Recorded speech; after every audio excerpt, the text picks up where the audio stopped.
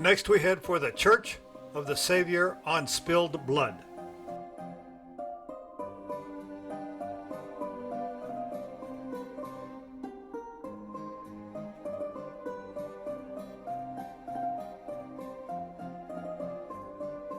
On the way we pass by the rear entrance of the Palace Square.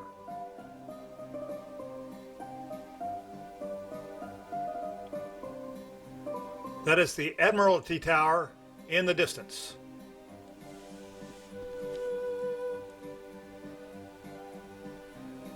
We also pass by the Hermitage entrance to the Palace Square, and the Palace Square itself, with a highlight of the Palace Square being the Alexander Column, named after Alexander I, Tsar in the early 1800s, and in honor of the Russian victory over Napoleon. We turn the corner onto the Embankment Road, and across the Neva River from us are the iconic rostral columns, which are simply very ornate structures to help ships navigate the fork in the river. We continue on the Embankment Road, passing the riverside portion of the Hermitage, the former winter palace of the Tsars. On the other side of the river from the Hermitage is the Peter and Paul Fortress on Hare Island, which we will visit later. Our next stop, next to the Catherine Canal, is the Church of the Savior on Spilled Blood, a most spectacular cathedral.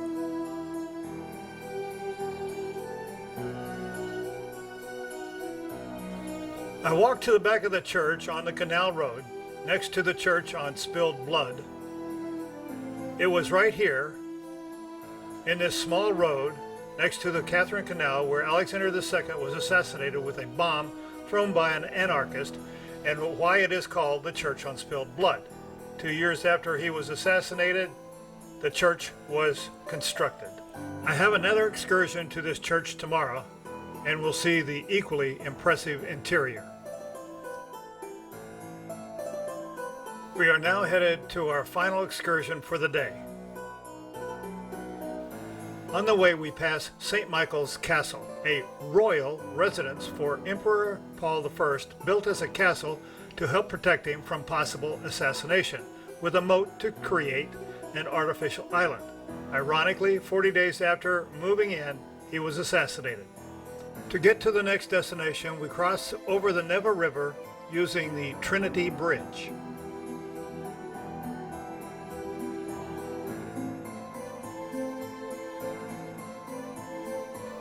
Our final destination is the Peter and Paul Fortress, originally used as a fort by Peter the Great, but along the way used as a prison, and today it's a huge tourist destination.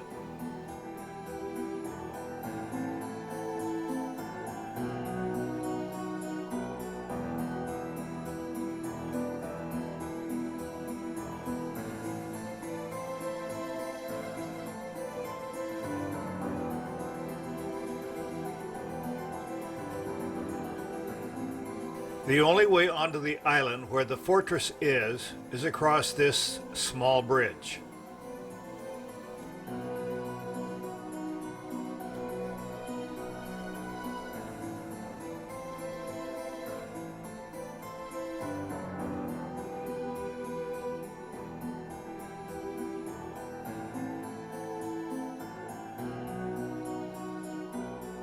The Peter and Paul Cathedral, which is inside the fort, was originally used as a church, but in the early 1900s it became a museum. However, in the early 2000s, they once again started services, but only for special occasions.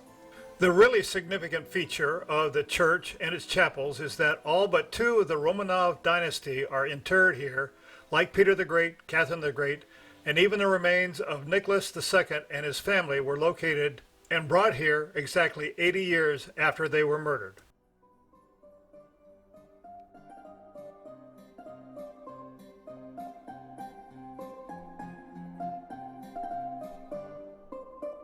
That was it for today's excursions. It was time to head back to the ship.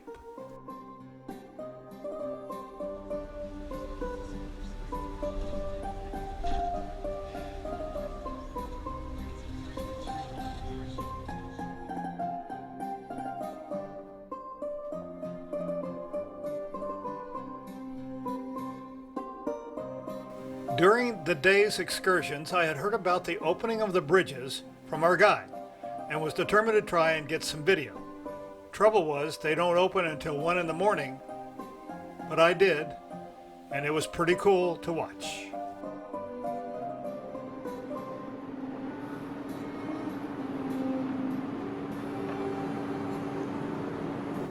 It has become a pretty significant tourist attraction. I didn't have a visa, so I had to take all my photos from the ship, but that actually worked out fairly well. The first one I watched open is the Annunciation Bridge, which was right next to the ship.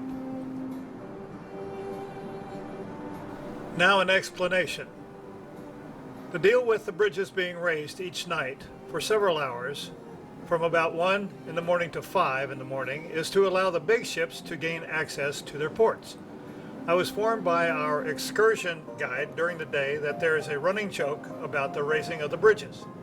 And that is, since the bridges are up all at the same time, guys use that as an excuse to tell their wives that they couldn't get home and had to stay out all night.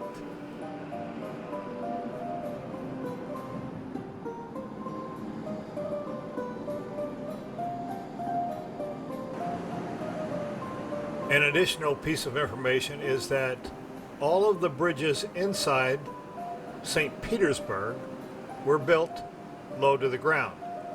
Therefore, it necessitates all of them opening so that ships can have access.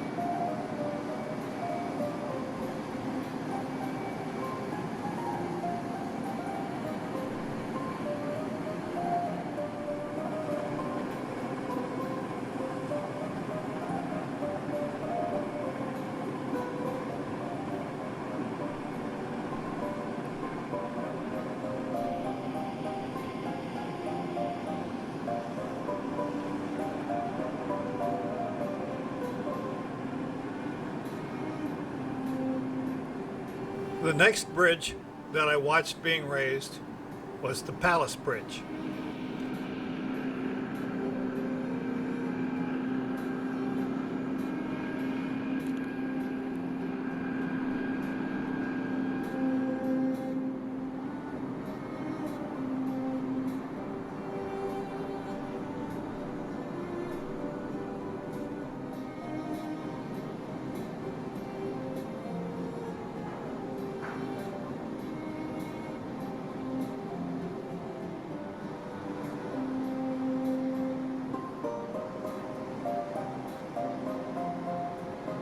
The final bridge I saw raised was the bridge we used earlier to get over to the Peter and Paul Fortress, which is the Trinity Bridge. During the evening, I got a couple of nice night photos of places like St. Isaac's Cathedral, the Trinity Cathedral, the Church of the Assumption of the Blessed Mary, and Peter and Paul Cathedral. That ended the evening, and it was way past my bedtime.